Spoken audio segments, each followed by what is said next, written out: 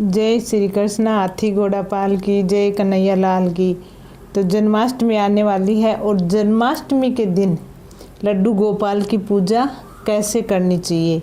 अगर आपके घर में लड्डू गोपाल जी हैं तो जन्माष्टमी के दिन लड्डू गोपाल जी की पूजा कैसे करें, क्योंकि लड्डू अष्टमी भाद्र माह की अष्टमी के दिन गोपाल जी का जन्म हुआ था। अब आपके घर में गोपाल जी हैं तो आप उनकी पूजा कैसे करें, तो वो सभी इस वीडियो में बताऊंगी मैं आपको। इसलिए वीडियो को पूरा सुनना। अच्छा लगे तो लाइक ज़रूर कर देना, कमेंट में जय श्री कृष्णा राधे राधे ज़रूर लिख देना, चैनल को सब्सक्राइब कर लेना। तो चलिए मैं आपको बताती हूँ कि जन्माष्टमी के दिन हमें कैसे पूजा करनी चाहिए। वैसे तो देखो, जिसके घर में लड्डू गोपाल जी हैं वो रोज़ ही पूजा करते हैं, लेकिन जन्माष्टमी के दिन विशेष पूजा करनी होती है क्योंकि गोपाल जी का उस दिन जन्मदिन होता है। अब आप ही देखो कि जब हमारे घर में बच्चे का जन्मदिन होता है तो हम कुछ विशेष करते हैं। तो इस तरह से लड्डू गोपाल जी का भी जन्माष्टमी के दिन जन्मदिन आता है, तो हमें उनको भी विशेष तरीके से उनकी पूजा अर्चना करनी चाहिए। हर साल जन्माष्टमी पर कुछ लोग भगवान श्री कृष्ण जी का जन्मदिन भी मनाते हैं और कुछ उन्हें जन्माते भी हैं।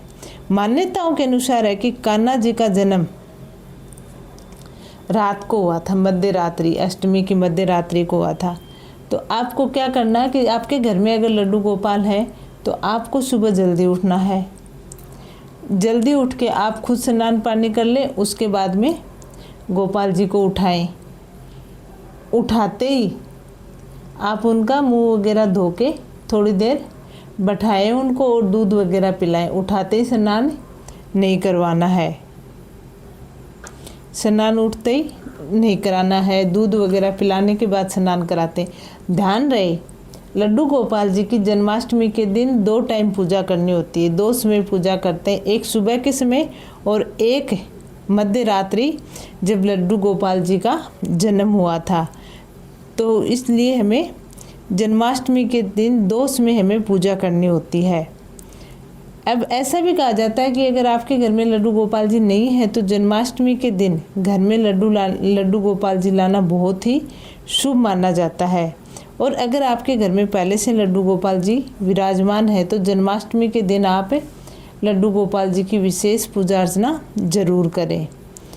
तो क्या करना है, सुबह आपको फिर दूध वगैरह पिला के दूध से और गुलाब की पंखुड़ियों से आपको लड्डू गोपाल जी को स्नान कराना है।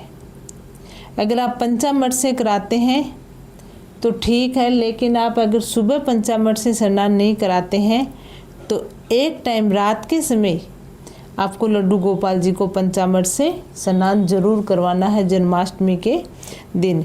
तो सुबह जब आप लड्डू गोपाल जी को स्नान कराओ तो कच्चे दूध में गुलाब की पंखुड़ियाँ डालकर स्नान कराना चाहिए। इसके बाद लड्डू गोपाल जी को साफ कपड़े से, नरम कपड़े से साफ करें और लड्डू गोपाल जी को पीले वस्त्र पहनाएं, मुकुट पहनाएं और हार पहनाएं और उनका श्रृंगार जरूर करें। फिर आप उनको भोग लगा दें, खाना वगैरह खिला दें जैसे आप करते हो, धूप बत्ती वगैरह, पूजा आरती ज़रूर करें जो आप रोज़ करते हो। क्योंकि लड्डू गोपाल जी अगर घर में है तो आप रोज़ आरती करते हैं, तो आप जो आरती करते हैं वो ज़रूर करें। लड्डू गोपाल जी घर में है तो जन्माष्टमी का व्रत ज़रूर रखें, इस चीज़ का ध्यान ज़रूर रखें। तो आप दिन भर लड्डू गोपाल जी की जैसे पूजा करते हैं वैसे पूजा अर्चना करें। अब शाम को 6 बजे के बाद, 7 बजे के बाद आपको एक टोकरी लेनी है, उसमें खूब सारे फूल आपको बिछाने हैं और गद्दा, गोपाल जी का गद्दा लगाना है और गोपाल जी को उसमें सुला देना है। लाल कपड़े से टोकरी से गोपाल जी को ढक दें। अब ध्यान रहे कि 12 बजे तक आप गोपाल जी को डिस्टर्ब नहीं करें। बच्चों को भी ये चीज़ बोल दें, 12 बजे तक आप गोपाल जी को डिस्टर्ब नहीं करें, उनको आराम से सोने दें। फिर 12 बजे मंदिर आसपास है तो 12 बजे मंदिर में शंख बजने लग जाते हैं जब भगवान का जन्म होता है। तो आप ऐसे करें कि अगर आपके घर में है लड्डू गोपाल जी तो एक डंडल वाली खीरा ले, और अगर आप जन्म नहीं करवा रहे तो कोई बात नहीं, और एक सिक्का ले। जब भी आप 12 बजे लड्डू गोपाल जी को उठाएं, उनको खीरा के पास जो डंडल वाली खीरा उसको सिक्के से अलग कर दें डंडल को, और लड्डू गोपाल जी को एक स्वास्तिक बना के, जो भी आपके पास लड्डू गोपाल जी का आप स्नान कराते हो उसमें स्वास्तिक बना ले चंदन से, और लड्डू गोपाल जी को चंदन का लेप करें। उसके बाद आप लड्डू गोपाल जी को कच्चे दूध से स्नान कराएं, पंचामृत से भी आप स्नान कराएं, फिर साफ पानी से स्नान कराएं, गंगा जल से स्नान कराएं, और मखमल के कपड़े से आप लड्डू गोपाल जी को साफ करके नए वस्त्र पहनाए। जो दिन में आपने नए वस्त्र पहनाए थे वो आप निकालें और लड्डू गोपाल जी को नए वस्त्र आप पहनाएं। उसके बाद तिलक लगाएं आप लड्डू गोपाल जी को, और खीरा जो आपने डंडल वाली खीरा ली थी जिसका डंडल काट दिया था, वो ऐसा माना जाता है कि जब बच्चा माँ के गर्भ से निकलता है तो जो नाल काट के हम किसी पेड़ के नीचे दबाते हैं, तो वैसे ही हमें खीरा का वो डंडल वाला हिस्सा सिक्के से हमें काटना है और हमें कोई पेड़ के नीचे दबा देना है। अब लड्डू गोपाल जी को खीर माखन मिश्री का भोग ज़रूर लगाएं और तुलसी ज़रूर शामिल करें। अगर आप लड्डू गोपाल जी को भोग लगा रहे हो और उसमें तुलसी शामिल नहीं कर रहे हो तो फिर वो आपका भोग स्वीकार नहीं होगा। कृष्ण जी के भजन गाएं, ओम भगवते वासुदेव मंत्र का जाप करें और उन्हें झूला झुलाएं। लड्डू गोपाल जी को मुकुट ज़रूर पहनाएं जन्माष्टमी के दिन। बांस की बांसुरी आपको लड्डू गोपाल जी के पास ज़रूर रखनी है। अगर छोटी बांसुरी है तो भी आपको बड़ी बांसुरी लड्डू गोपाल जी को के पास रखनी है। मोर पंख लगाएं, गले में हार पहनाएं, बांसुरी और माला अर्पित करें। दीप जलाकर हमें लड्डू गोपाल जी की आरती करें और माखन मिश्री पंजीरी का भोग लगाएं। भोग में आप और भी कुछ शामिल कर सकते हो, फ्रूट शामिल कर सकते हो, जो भी आपके पास उपलब्ध है, माखन मिश्री सब शामिल कर सकते हो। और 56 भोग भी आप जन्माष्टमी के दिन लड्डू गोपाल को लगा सकते हो।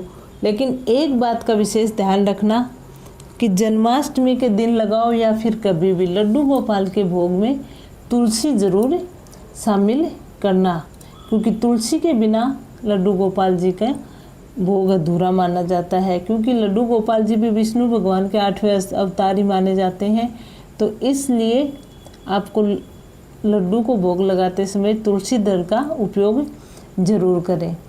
फिर आप क्या करना है कि आपने जो उपवास किया आप वो पंजीरी खा के उपवास करना। जो भोग आपने चढ़ाया वो पूरे परिवार वालों को बांट दें और सब थोड़ा थोड़ा खा लें। श्री कृष्ण जी की कृपा और आशीर्वाद पाने के लिए आपको विभिन्न मंत्रों का जाप उस दिन करना होगा। एक ओम कृष्णाय नमः है, ओम नमो भगवते श्री गोविंदाय, ओम देवकी नंदाय विद्महे वासुदेवाय धीमहि तन्नो कृष्ण प्रचोदयात्, ओम कलिने कृष्णाय नमः है, गोकुलनाथाय नमः है। तो आपको इस तरह है जन्माष्टमी के दिन मंत्रों का जाप करना है, भजन करना है। और एक चीज़ का विशेष आपको ध्यान रखना है कि आप जब भी मध्य रात्रि के बाद भगवान जी को भोग लगाएं तो भगवान जी की दक्षिणा ज़रूर आप रखें और वो 4 बार आप भगवान जी के लड्डू गोपाल जी के ऊपर से उसको फेरें और वो रख दें। वो दक्षिणा आपको किसी को देनी नहीं है, उस दक्षिणा से आप लड्डू गोपाल जी के लिए ही कुछ खरीद के लाना है। झूला ज़रूर सजाना है और जब भी आप लड्डू गोपाल जी को जन्माष्टमी के दिन सुलाओ उससे पहले झूले में ज़रूर झुलाना है। बड़े प्यार से आपको झुलाना है और साथ में लड्डू गोपाल जी के भजन भी आपको गाने हैं। थोड़ी देर आपको झूला झुलाना है, उसके बाद लड्डू गोपाल जी को आप सुला सकते हो। तो इस तरीके से आपको जन्माष्टमी के दिन लड्डू गोपाल जी की 2 टाइम सुबह और शाम को मध्य रात्रि पूजा करनी है विशेष तरीके से हमें लड्डू गोपाल जी की। तो आप इस तरीके से लड्डू गोपाल जी की जन्माष्टमी के दिन पूजा करें, उनकी देखभाल करें, तो आपकी सारी मनोकामना पूर्ण होंगी और आप लड्डू गोपाल जी से जो मांगेंगे वो पूर्ण करेंगे।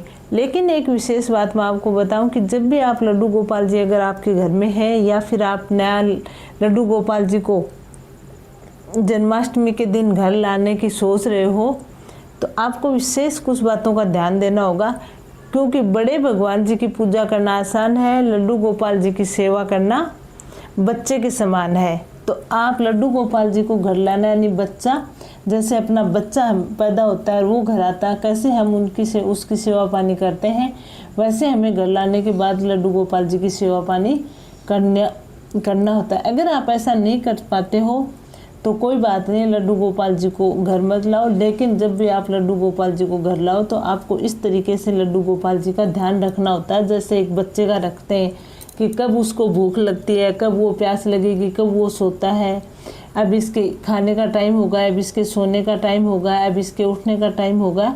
तो वो सब हमें लड्डू गोपाल जी का भी ध्यान रखना है, क्योंकि लड्डू गोपाल जी का हम बाल रूप घर लेके आ रहे हैं, तो हमें बच्चे की तरह ही लड्डू गोपाल जी का ध्यान रखना है। जन्माष्टमी के दिन हमें विशेष पूजा अर्चना करनी है, विशेष तरीके से भोग लगाना है, जो मैंने आपको बता दिया है। तो वीडियो कैसे लगा कमेंट करके ज़रूर बताना। जय श्री कृष्णा, राधे राधे ज़रूर लिख देना। चैनल को सब्सक्राइब करना और वीडियो को लाइक करना। जय श्री कृष्णा, राधे राधे।